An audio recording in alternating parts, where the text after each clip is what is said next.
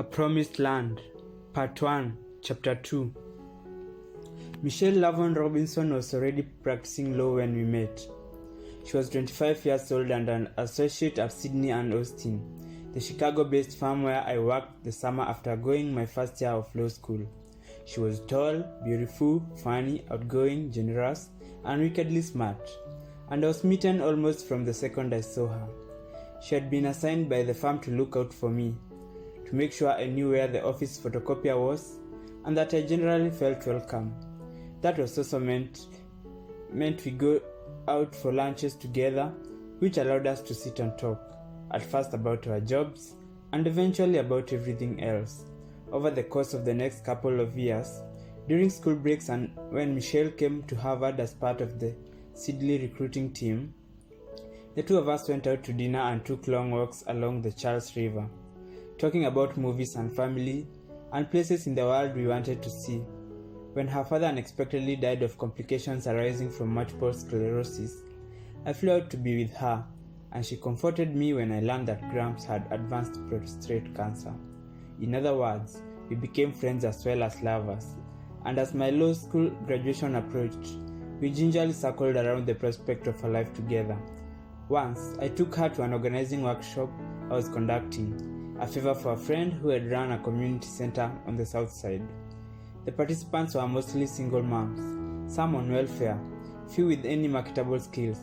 I asked them to describe their world as it was and as they would like it to be. It was a simple exercise I had done many times, a way for people to bridge the reality of their communities and their lives with the things they could conceivably change. Afterward, as we were walking to the car, Michelle laced her arm through mine and said she had been touched by my easy rapport with the women. You gave them hope. They need more than hope, I said.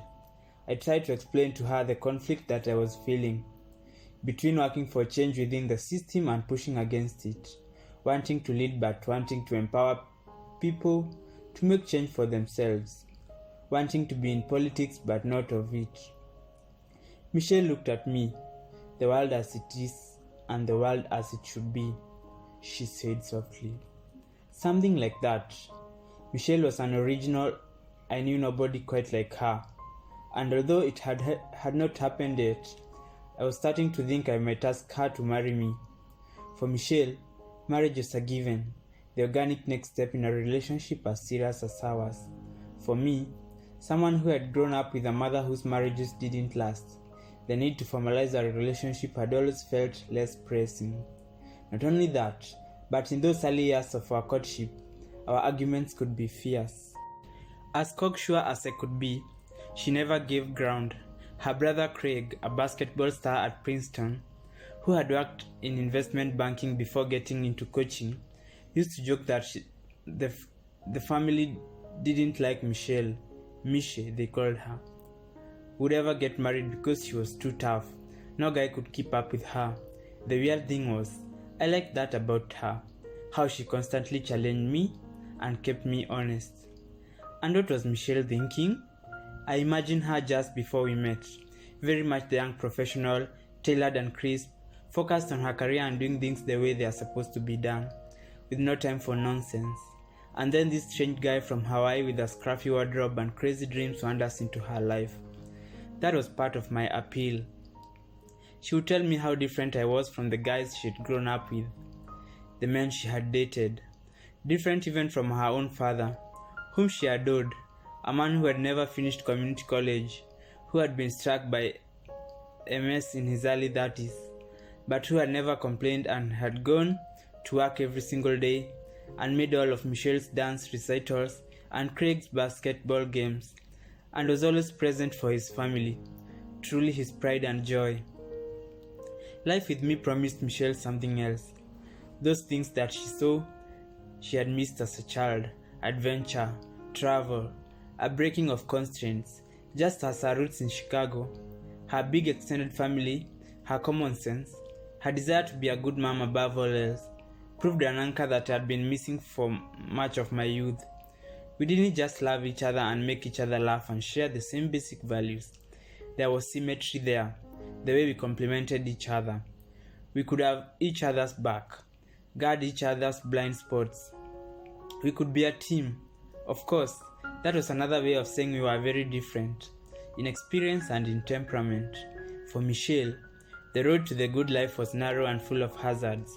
Family was all you could count on. Big risks were taken lightly, and an outward success, a good job, a nice house, never made you feel ambivalent because failure and want were all around you. Just a layoff or a shooting away.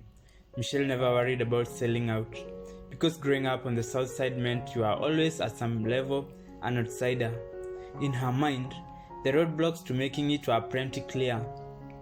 You didn't have to go looking for them. The doubts arose from having to prove, no matter how well you did, that you belonged in the room.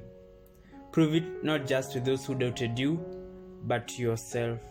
As law school was coming to an end, I told Michelle of my plan. I wouldn't clerk. Instead, I'd move back to Chicago, try to keep my hand in community work while also practicing law at a small firm that specialized in civil rights. If a good opportunity presented itself, I said, I could even see myself running for office. None of this came as a surprise to her. She trusted me, she said, to do whatever I believed was right. But I need to tell you, Barack, she said, I think what you want to do is really hard. I mean, I wish I had your optimism. Sometimes I do. But people can be so selfish and just plain ignorant. I think a lot of people don't want to be bothered. And I think politics seems just like it's full of people willing to do anything for power, who just think about themselves, especially in Chicago. I'm not sure you'll ever change that. I can try, can't I? I said with a smile. What's the point of having a fancy law degree if you can't take some risks? If it doesn't work, it doesn't work. I'll be okay. We'll be okay. She took my face in her hands. Have you ever noticed that if there is a way, hard way and an easy way, you choose the hard way every time? Why do you think that is it? We both laughed. But I could tell Michelle thought she was onto something. It was an insight that would carry implications for both of us. After several years of dating, Michelle and I married at Trinity United Church of Christ on October 13, 1992. More than 300 of our friends, colleagues, and family members crammed happily into the pews. The service was officiated by the church's pastor, Reverend Jeremiah A. Wright, Jr., who had come to know and admire during my organizer days. We were joyful. Our future together was officially beginning. I had passed the bar and delayed my law practice for a year to run Project Vote in advance of the 1992 presidential race, one of the largest voter registration drives in Illinois' history. After returning from our honeymoon on the California coast, I taught at the University of Chicago Law School, finished my book, and officially joined Davis, Minor, Burnhill, and Garland, a small civil rights firm that specialized in employment discrimination cases and did real estate work for affordable housing groups. Michelle, meanwhile, had decided she had had enough of corporate law and made a move to the city of Chicago's Department of Planning and Development, working there for a year and a half before agreeing to direct a non-profit youth leadership program called Public Allies. Both of us enjoyed our jobs and the people we worked with, and as time went on, we got involved with various civic and philanthropic efforts. We took in ball games and concerts and shared dinners with a widening circle of friends. We were able to buy a modest but cozy condo in Hyde Park, right across from Lake Michigan and Promontory Point, just a few doors down from where Craig and his young family lived. Michelle's mother, Marianne, still lived in the family's South Shore house, less than 15 minutes away, and we visited often, feasting on her fried chicken and greens and red velvet cake and barbecue made by Michelle's uncle Pete. Once we were stuffed, we'd sit around the kitchen and listen to her uncles tell stories of growing up, the laughter louder as the evening wore on, while cousins and nephews and nieces bounced on the sofa cushions until they were sent out in the yard. Driving home on the twilight, Michelle and I sometimes talked about having kids of our own, what they might be like, or how many, and what about a dog, and imagined all the things we would do together as a family. A normal life, a productive, happy life. It should have been enough. But then in the summer of 1995, a political opportunity arose suddenly. Through a strange chain of events, the sitting congressman from the 2nd District of Illinois, Mel Reynolds, had been indicted on several charges, including allegedly having sex with a 16-year-old campaign volunteer. If he was convicted, a special election would be promptly held to replace him. I didn't live in the district, and I lacked the name recognition and base of support to launch a congressional race. The state senator from our area, Alice Palmer, however, was eligible to run for the seat, and not long before the congressman was convicted in August, she threw her hat into the ring. Palmer, an African-American former educator with deep roots in the community, had a solid if and remarkable record and was well liked by progressives and some of the old-time black activists who had helped Harold get elected. And although I didn't know her, we had mutual friends. Based on the work I had done for Project Vote, I was asked to help her nascent campaign, and as the weeks went by, several people encouraged me to think about filing to run for Alice's soon-to-be vacant Senate seat. Before talking to Michelle, I made a list of pros and cons. A state senator wasn't a glamorous post. Most people had no idea who their state legislators were, and Springfield, the state capital, was notorious for old-style pork barreling, log rolling, payola, and other political mischief. On the other hand, I had to start somewhere and pay my dues. Also, the Illinois state legislature was in session only a few weeks out of the year, which meant I could continue teaching and working at the law firm. Best of all, Alice Palmer agreed to endorse me. With Reynolds' trial still pending, it was difficult to know how the timing would work. Technically, it would be possible for Alice to run for Congress while keeping the option of retaining her state seat if she lost the bigger race. But she insisted to me and others that she was done with the Senate, ready to move on, along with an offer of support from our local alderman, Tony Preckwinkle, who boasted the best organization in the area. My chances looked better than good. I went to Michelle and made my pitch. Think of it as a test run, I said. Dipping our toes in the water. Right. So what do you think? She pecked me on the cheek. I think this is something you want to do, so you should do it. Just promise me I won't have to spend time in Springfield. I had one last person to check in with before I pulled the trigger. Earlier in the year, my mother had fallen sick and had been diagnosed with uterine cancer. The prognosis was good. At least once a day, the thought of losing her made my heart constrict. I'd flown to Hawaii right after she had gotten the news and had been relieved to find that she looked like herself and was in good spirits. She confessed she was scared but wanted to be as aggressive as possible with her treatment. I'm not going anywhere, she said, until you give me some grandchildren. She received the news of my possible state senate run with her usual enthusiasm, insisting I tell her every detail. She acknowledged it would be a lot of work, but my mother was never one to see hard work as anything but good. Make sure Michelle is alright with it, she said. Not that I'm the marriage expert, and don't you dare to use me as an excuse not to do it. I've got enough to deal with without feeling like everybody is putting their lives on hold. It's morbid, understand? Got it. 7 months after her diagnosis, the situation would turn grim. In September, Michelle and I flew to New York to join Maya and my mother for a consultation with a specialist at Memorial Sloan Kettering. Midway through her chemo now, she was physically transformed. Her long dark hair was gone. Her eyes looked hollow. Worse, the specialist's assessment was that her cancer was at stage 4 and the treatment options were limited. Watching my mother suck on ice cubes because her saliva glands had shut down, I did my best to put on a brave face. I told her funny stories about my work and recounted the plot of a movie I'd just seen.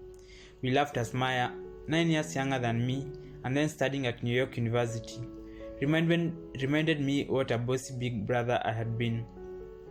I held my mother's hand, making sure she was comfortable before she settled into rest. Then I went back to the hotel room and cried. It was on that trip to New York that I suggested my mother come stay with us in Chicago. My grandmother was too old to care for her full time, but my mother, however, forever the architect of her own destiny, declined. "I'd rather be someplace familiar and warm," she said, looking out the window. I sat there feeling helpless, thinking about the long path she had traveled in her life.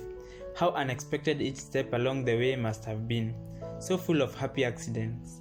I never once had her dwell on the disappointments. Instead, she seemed to find small pleasures everywhere, until this. "Life is strange, isn't it?" she said softly. It was. Following my mother's advice, I threw myself into my maiden political campaign. It makes me laugh to think back on what a bare bones operation it was. Not much more sophisticated than a campaign for student council. There were no pollsters, no researchers, no TV or radio buys. My announcement on September 19, 1995 was at the Ramada Inn in Hyde Park, with pretzels and chips and a couple of hundred supporters, probably a quarter of whom were related to Michelle. Our campaign literature consisted of an 8x4-inch card with what looked like a passport picture of me, a few lines of biography, and 4 or 5 bullet points that I had tapped out on my computer. I had had it printed at Kinko's. I did make a point of hiring 2 political veterans I'd met working on Project Vote. Carol Ann Howell, my campaign manager, was tall and sassy, in her early 40s and on loan from a West Side ward office. Although she came off as irrepressibly cheerful, she knew her way around Chicago's bare-knuckled politics. Ron Davis, a big grizzly bear of a man, was our field director and petition expert. He had a grey flecked afro, scraggly facial hair, and thick wire-rimmed glasses, his bulk hidden by the untucked black shirt he seemed to wear every single day. Ron proved to be indispensable. Illinois had strict ballot access rules, designed to make life hard on challengers who didn't have party support. To get on the ballot, a candidate needed more than 700 registered voters who lived in the district to sign a petition that was circulated and attested to by someone who also lived in the district. A good signature had to be legible, accurately linked to a local address, and from a registered voter. I still remember the first time a group of us gathered around our dining table, Ron huffing and puffing as he passed out clipboards with the petitions attached, along with voter files and a sheet of instructions. I suggested that before we talked about petitions, we would organize some meet the candidate forums. Maybe draft some position papers. Carol and Ron looked at each other and laughed. "Boss, let me tell you something," Carol said. "You can save all the League of Women Voters shit for that after the election. Right now, the only thing that matters is these petitions. The folks you are running against, they're gonna go through these things with a fine-tooth comb to see if your signatures are legit. If they are not, you don't get to play. And I guarantee you, no matter how careful we are, about half of the signatures will end up being bad. Which is why we got to get at least twice as many as they say we do. 4 times as many," Ron corrected, handing me a clipboard. Duly chastened, I drove out to one of the neighborhoods Ron had selected to gather signatures. It felt just like my early organizing days, going from house to house, some people not home or unwilling to open the door, women in hair colors with kids scampering about, men doing yard work, occasionally young men in t-shirts and do-rags, breath thick with alcohol as they scanned the block. There were those who wanted to talk to me about problems at the local school or the gun violence that was creeping into what had been a stable working-class neighborhood. But mostly folks would take the clipboard, sign it, and try as quickly as possible to get back to what they had been doing. If knocking on doors was pretty standard fare for me, the experience was new to Michelle, who gamely dedicated part of every weekend to helping me out. And while she had often collected more signatures than I did, with her megawatt smile and stories of growing up just a few blocks away, there are no smiles 2 hours later when we'd get back into the car to drive home. "All I know," she said at one point, "is that I must really love you to spend my Saturday morning doing this." Over the course of several months, we managed to collect 4 times the number of required signatures. When I wasn't at the farm or teaching, I visited block clubs, church socials, and senior citizen homes, making my case to voters. I wasn't great, My stamp speech was stiff, heavy on policy speak, short on inspiration and humor. I was also found it awkward to talk about myself. As an organizer, I had been trained to always stay in the background. I did get better though, more relaxed, and slowly the ranks of my supporters grew. I rounded up endorsements from local officials, pastors, and a handful of progressive organizations. I even got a few position papers drafted. And I'd like to say that this is how my first campaign ended. The plucky young candidate and his accomplished, beautiful, and forbearing wife, starting with a few friends in their dining room, rallying the people around a new brand of politics. But that's not how it happened. In August 1995, our disgraced congressman was finally convicted and sentenced to prison. A special election was called for late November, with his seat empty and the timeline officially set. Others besides Alice Palmer jumped into the congressional race, among them Jesse Jackson Jr., who had drawn national attention for the stirring introduction of his father at the 1988 Democratic National Convention. Michelle and I knew and liked Jesse Jr. His sister Santita had been one of Michelle's best friends in high school and the maid of honor at our wedding. He was popular enough that his announcement immediately changed the dynamics of the race, putting Alice at an enormous disadvantage. And because the special congressional election was now going to take place a few weeks before petitions for Alice's Senate seat had to be filed, my team started to worry. You better check again to make sure Alice isn't going to mess with you if she loses to Jesse Jr., Ron said. I shook my head. She promised me that she wasn't running, gave me her word, and she said it publicly, in the papers even. That's fine, Barack, but can you just check again, please? I did, phoning Alice and once again getting her assurance that regardless of what happened with her congressional run, she still intended to leave state politics. But when Jesse Jr. handedly won the special election, with Alice coming in a distant third, something shifted. Stories started surfacing on the local press about a draft Alice Palmer campaign. A few of her longtime supporters asked for a meeting, and when I showed up, they advised me to get out of the race. The community couldn't afford to give up Alice's seniority, they said. I should be patient. My turn would come. I stood my ground. I had volunteers and donors who had already invested a lot in the campaign. After all, I had stuck with Alice, and even when Jesse Jr. got in, but the room was unmoved. By the time I spoke to Alice, it was clear where events were headed. The following week, she had a press conference in Springfield, announcing that she was filing her own last-minute petitions to get on the ballot and retain her seat. Told you, Carol said, taking a drag from her cigarette and blowing a thin plume of smoke in the ceiling. I felt disheartened and betrayed, but I figured all was not lost. We had built a good organization over the previous few months, and almost all the elected officials who had endorsed me said they'd stick with us. Ron and Carol were less sanguine. Hate to tell you boys, Carol said, but most folks still have no idea who you are. Shit, they don't know who she is either. But, no offense, now Alice Palmer is a hell of a lot better ballot name than Barack Obama. I saw her point, but told them we were going to see things through, even as a number of prominent Chicagoans were suddenly urging me to drop out of the race. And then one afternoon, Ron and Carol arrived at my house, breathless and looking like they had won the lottery. Alice's petitions, Ron said, they are terrible, worst I have ever seen. All the Negroes who are trying to bully you out of the race, they didn't bother actually doing the work. This could get her knuckled off the ballot. I looked through the informal tallies Ron and our campaign volunteers had done. It was true. The petitions Alice had submitted appeared to be filled with invalid signatures. People whose addresses were outside the district, multiple signatures with different names but the same handwriting. I scratched my head. I don't know, guys. You don't know what? Carol said. I don't know if I want to win like this. I mean, yeah, I'm pissed about what happened, but these ballot rules don't make much sense. I'd rather just beat her.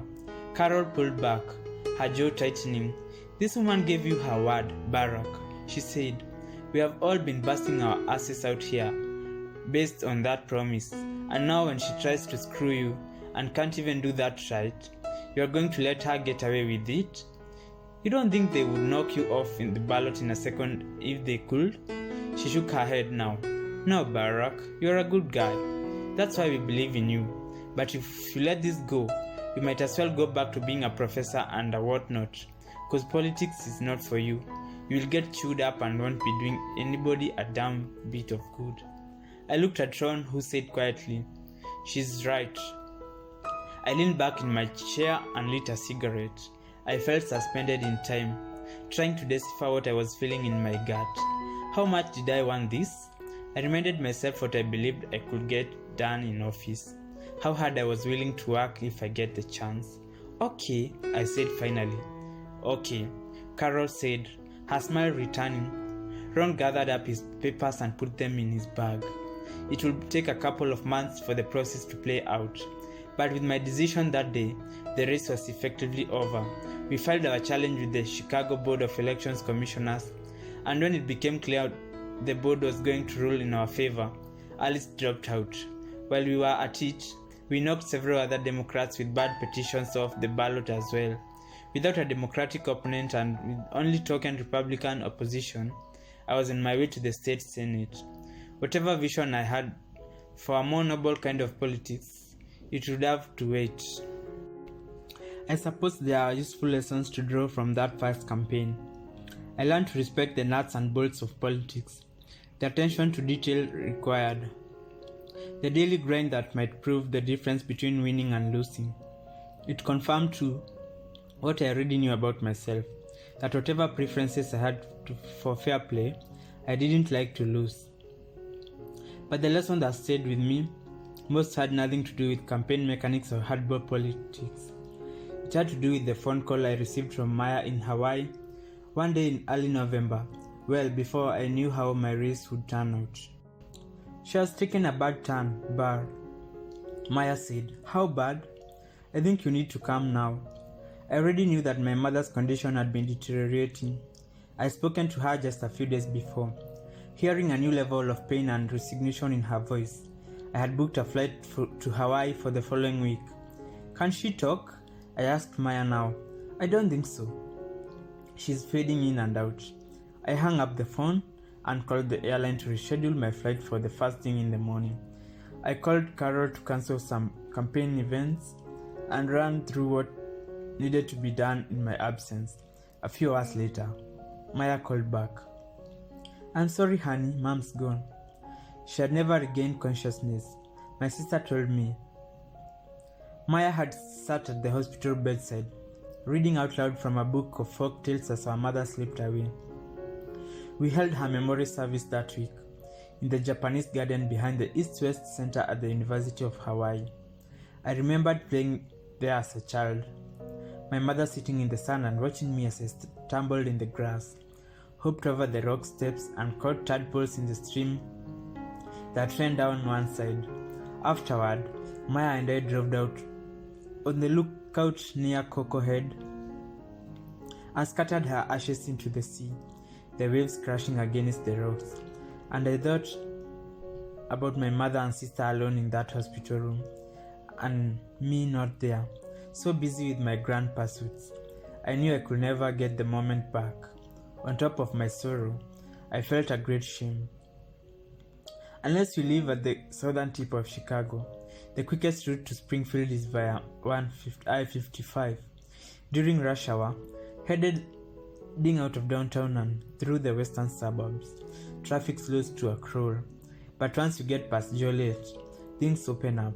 A straight, smooth spread of asphalt cutting the southwest through Bloomington, home of State Farm of Insurance and Bear Nuts, and through Lincoln, named after the president who helped incorporate the town when he was still just a lawyer, and taking you past miles and miles of corn.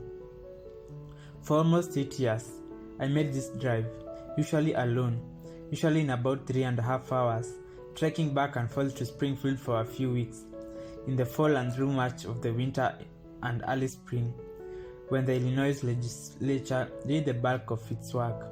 I would drive down Tuesday night after dinner and get back home Thursday evening or Friday morning.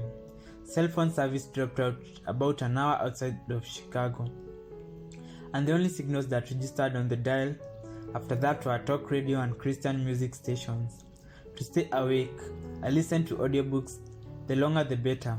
Novels mostly. John le Carre and Toni Morrison were favorites, but also histories about Civil War, Victorian era, the fall of the Roman Empire. When asked, I told skeptical friends how much I was learning in Springfield, and for the first few years at least, it was true. Of all 50 states, Illinois best represented the demographics of the nation. Home to a teeming metropolis, sprawling suburbs, farm country, factory towns, and a downstate region considered more southern than northern. On any given day, under the high dome of the Capitol, you would see a cross-section of America on full display, a Carl Sandburg poem come to life. There were inner-city kids jostling one another on a field trip, well-coiffed bankers working their flip phones, farmers in a seed cap looking to widen the locks that allowed industrial barges to take their crops to the market. You'd see Latina moms looking to fund a new daycare center and middle-aged biker crews, complete with mutton shops and leather jackets, trying to stop yet another legislative effort to make them wear helmets. I kept my head down in those early months. Some of my colleagues were suspicious of my odd name and Harvard pedigree, but I did my homework and helped raise money for other senators' campaigns.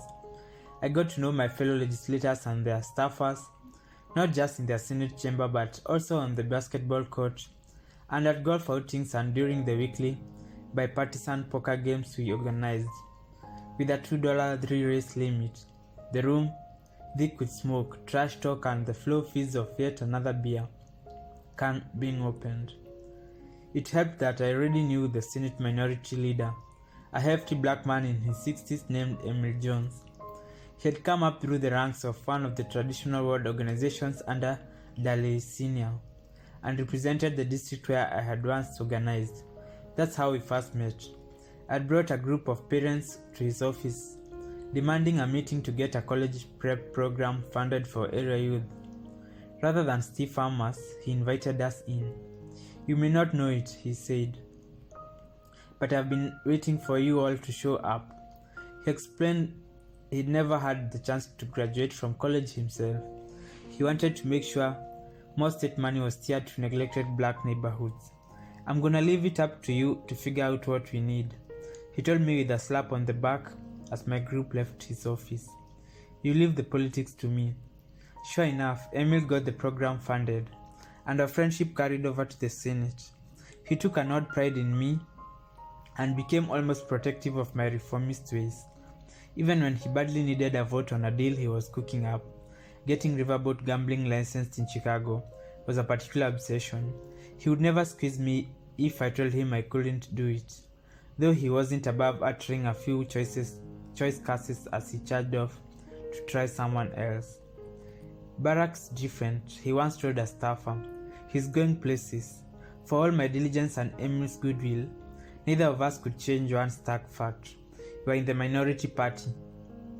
Republicans in the Illinois Senate had adopted the same uncompromising approach that Newt Gingrich was using at the time to neuter Democrats in Congress. The GOP exercised absolute control over what bills got out of committee and which amendments were in order. Springfield had a special designation for junior members in the minority like me, mushrooms, because you are fed shit and kept in the dark. On occasion, I found myself able to shape significant legislation. I helped make sure Illinois' version of the National Welfare Reform Bill, signed by Bill Clinton, provided sufficient support for those transitioning to work. In the wake of one of Springfield's perennial scandals, Emil assigned me to represent the caucus on a committee to update the ethics laws. Nobody else wanted the job, figuring it was a lost cause, but thanks to a good rapport with my Republican counterpart, Gil Dillard, we passed a law that curbed some of the more embarrassing practices, making it impossible, for example, to use campaign dollars for personal items like a home addition or a fur coat. There were senators who didn't talk to us for weeks after that. More typical was the time, towards the end of the first session, when I rose from my seat to oppose a blatant tax giveaway to some favored industry when the state was cutting services for the poor. I had lined up with my facts and prepared with the thoroughness of a courtroom lawyer. I pointed out why such unjustified tax breaks violated the conservative market principles Republicans claimed to believe in. When I sat down, the Senate President, Pate Phillip, a beefy white-haired ex-Marine notorious for insulting women and people of color with remarkably casual frequency, wandered up to my desk. "That was a hell of a speech," he said, chewing on an unlit cigar. "Made some good points. Thanks. Might have even changed a lot of minds," he said, "but it didn't change any votes." With that, he signaled to the presiding officer and watched with satisfaction as the green light signifying "Aye" lit up the board. That was politics in Springfield, a series of transactions mostly hidden from view, legislators weighing the competing pressures of various interests with the dispassion of bazaar merchants, all the while keeping a careful eye on the handful of ideological hot buttons, guns, abortion, taxes, that might generate heat from their base. It wasn't that people didn't know the difference between good and bad policy. It just didn't matter. What everyone in Springfield understood was 90% of the time the voters back home weren't paying attention. A complicated but worthy compromise, backing party orthodoxy to support an innovative idea that could cost you a key endorsement, a big financial backer, a leadership post, or even an election. Could you get voters to pay attention? I tried. Back in the district, I accepted just about any invitation that came my way. I started writing a regular column from the Hyde Park Herald, a neighborhood weekly with a readership of less than 5,000. I hosted town halls, setting out refreshments and stacks of legislative updates, and then usually sat there with my lonesome staffer, looking at my watch, waiting for a crowd that never came. I couldn't blame folks for not showing up. They were busy, they had families, and surely most of the debates in Springfield seemed remote.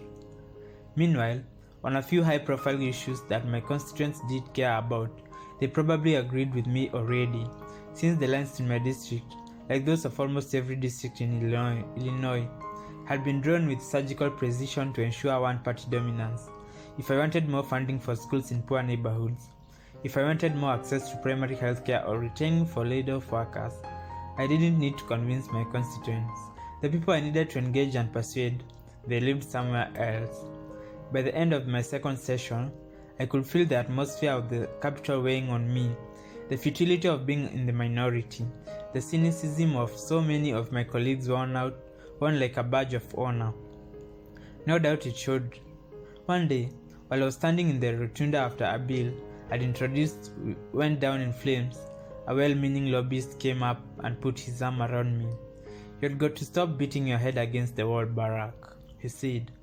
"The key to surviving this place is understanding that it's a business, like selling cars, or the dry cleaner down the street. You start believing it's more than that. It will drive you crazy." Some political scientists argue that everything I said about Springfield described how pluralism is supposed to work, that a horse trading between interest groups may not be inspiring, but it keeps democracy muddling along, and maybe that argument would have gone down easier with me at the time if it weren't for the life I was missing at home. The first 2 years in the legislature were fine. Michelle was busy with her own work, and although she kept her promise not to come down to state capitol except for my swearing in, we would just have leisurely conversations on the phone on nights I was away. Then one day in the fall of 1997, she called me at the office, her voice trembling. "It's happening." "What's happening?" "You're going to be a daddy." I was going to be a daddy. How full of joy the months that followed were. I lived up to every cliche of an expectant father, attending Lamie's classes, trying to figure out how to assemble a crib, reading the book What to Expect When You Are Expecting, with pen in hand to underline key passages. Around 6 a.m. on the 4th of July, Michelle poked me and said, it was time to go to the hospital. I fumbled around and gathered the bag and set by the door, and just 7 hours later was introduced to Malia Ann Obama. 8 pounds and 15 ounces of perfection. Among her many talents, our new daughters had good timing. With no session, no classes, no big pending cases to work on, I could take the rest of summer off, and I told by nature, I mind the late shift so Michelle could sleep, resting Malia on my thighs to read to her as she looked up with big questioning eyes, or dozing as she lay on my chest, a burp and a good poop behind us, so warm and serene. I thought about the generations of men who had missed such moments, and I thought about my own father, whose absence had done more to shape me than the brief time I'd spent with him, and I realized that there was no place on earth I would rather be. But the strains of young parenthood eventually took their toll. After a blissful few months, Michelle went back to work, and I went back to juggling 3 jobs. We were lucky to find a wonderful nanny who cared for Malia during the day, but the addition of a full-time employee to our family enterprise squeezed the budget hard. Michelle bore the brunt of all this, shuttling between mothering and work, and convinced she was doing either job well. At the end of each night, after feeding and bath time and story time and cleaning up the apartment and trying to keep track of whether she had picked up the dry cleaning and making a note to herself to schedule an appointment with the pediatrician, she would often fall off into an empty bed, knowing the whole cycle would start all over again in a short hours, while her husband was off doing important things. We began arguing more, usually late at night when the two of us were thoroughly drained. "This isn't what I signed up for, Barack," Michelle said at one point. "I feel like I'm doing it all by myself."